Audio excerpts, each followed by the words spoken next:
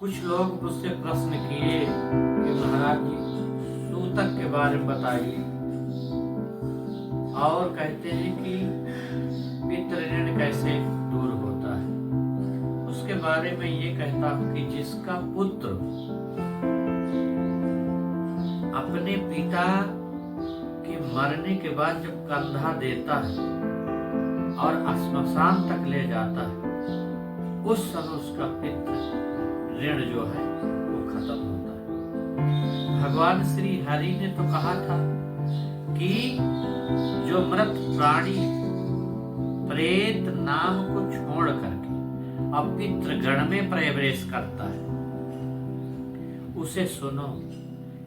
जिनका पिंड रुद्र स्वरूप पितामह आदि के पिंडों में नहीं मिला दिया जाता है, उसको पुत्रों के द्वारा दिए गए तरह तरह के दान प्राप्त नहीं होते।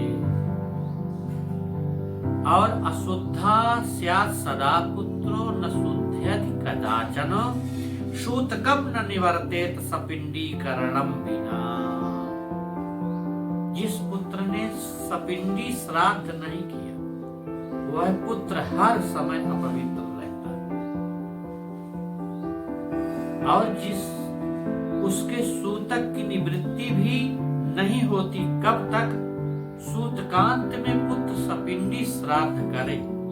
अब मैं तुम्हें जिस वर्ण में जैसे सूतक लगता है वो भी बता रहा हूं, क्योंकि ऐसे प्रश्न बहुत है, लोग भ्रमित हैं, लोगों को चैन नहीं रहा कि हम क्या करें क्या न करें।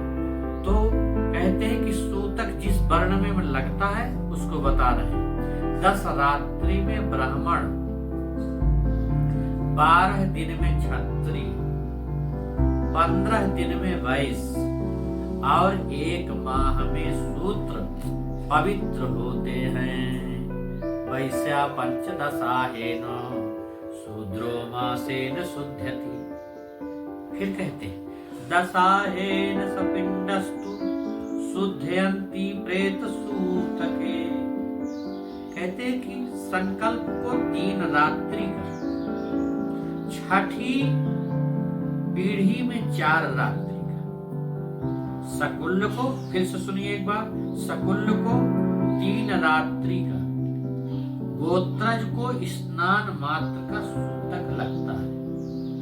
4 पीढ़ी में, चौथी पीढ़ी में 10 रात्रि का सूतक, 5वीं पीढ़ी में 6 रात्रि का और छठी पीढ़ी में 4 रात्रि का सूतक, 7वीं पीढ़ी में 3 दिन का सूतक होता है बस, 8वीं पीढ़ी में 1 दिन का, 9वीं पीढ़ी में 2 प्रहर का सूतक लगता है, 10वीं पीढ़ी में केवल स्नान मात्र से सूतक खत्म हो जाता है, लगता ही नहीं।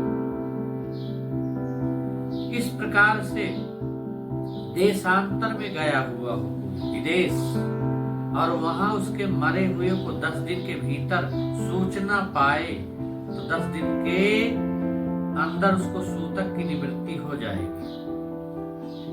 किसी की मृत्यु का समाचार 10 दिन के बाद साल भर के भीतर सुने तो 3 रात्रि में पवित्र हो जाता है।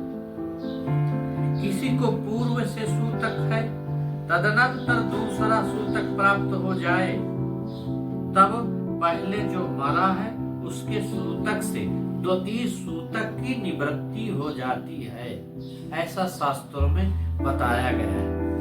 और जिसके दांत नहीं प्रकट हुए, अभी दांत नहीं निकले, उसका स्नान मात्र से अचौल कर्म पर्यंत 1 रात्रि, यज्ञोपवीत के पहले 3 रात्रि का, यज्ञोपवीत होने के बाद 10 रात्रि का सूतक लगता है। जब किसी भी वर्ण की कन्या की मृत्यु जन्म से लेकर 27 मास की अवस्था तक हो जाए, तो सभी वर्णों में समान रूप से सद्य अशौच की निवृत्ति हो जाती है। इसके पश्चात वागदान पर्यंत 1 दिन का, और इसके बाद बिना वागदान के माने सगाई के भी सयानी कन्याओं की मृत्यु होने पर 3 रात्रि का अशौच होता है, वह निश्चित वागदान के पश्चात कन्या की मृत्यु होने पर पितृकुल में वरकुल में दोनों को 3 दिन का तथा कन्यादान हो जाने के बाद केवल पति के ही वंश में अशौच होता है।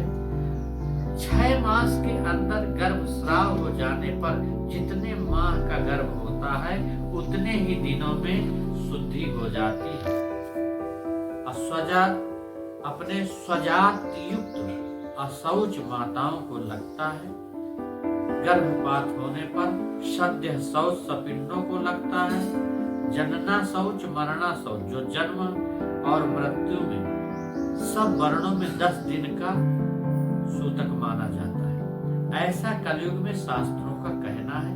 आशीर्वाद, देव पूजा, प्रत्युष्ठान, अभिवादन, खटिया पर सोना, स्पर्श करना आदि कार्य न करें। संध्या, दान, जप, होम, पितृ तर्पण, ब्राह्मण भोजन आदि सूतक में न करें, वर्जित है।